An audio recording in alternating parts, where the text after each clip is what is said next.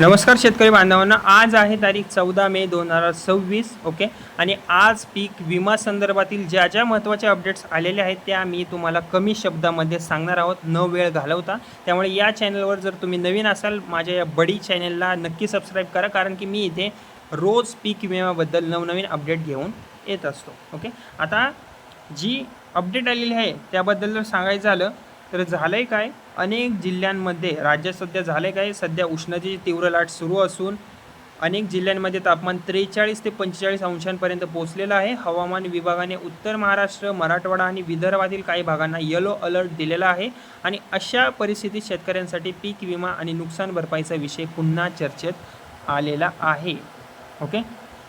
आणि ही नंतरची जी अपडेट आहे रब्बी आणि खरीप पीक याबद्दल जर सांगायचं झालं तर सर्वात मोठं अपडेट आहे, म्हणजेच की खरीप आणि रब्बी हंगामातील रखडलेले पीक विम्याचे पैसे अजूनही अनेक शेतकऱ्यांच्या खात्यात जमा झालेले नाही आहेत. काहीच पैसे भेटलेले नाही आहेत शेतकऱ्यांना.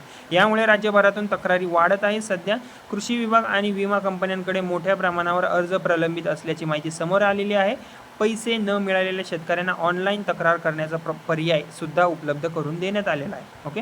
आता ही जी नंतरची अपडेट आहे त्याबद्दल सांगायचं झालं तर आता महत्त्वाची गोष्ट काय आहे, जी योजना होती 1 रुपयात पीक विमा, ही योजना आता सध्या बंद करण्यात आल्यामुळे यंदा शेतकऱ्यांना नियमित प्रीमियम भरावा लागेल. म्हणजेच रब्बी पिकांसाठी 1.5%, तर बागायती पिकांसाठी 5% प्रीमियम आता आकारला जात असल्याची माहिती समोर आलेली आहे. त्यामुळे अनेक शेतकरी नाराजी व्यक्त करत आहेत. ओके.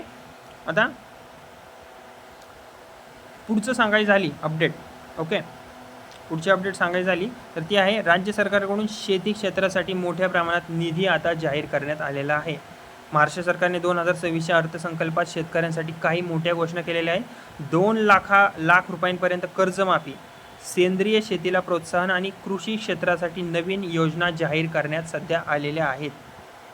ओके.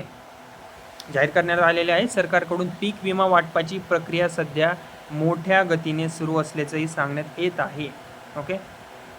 आता जी नंतरची अपडेट आहे याबद्दल जर सांगायचं झालं तर काही जिल्ह्यांमध्ये पीक विमा मंजूर झालेल्या शेतकऱ्यांच्या खात्यात टप्प्याटप्प्याने सध्या रक्कम जमा होत आहे.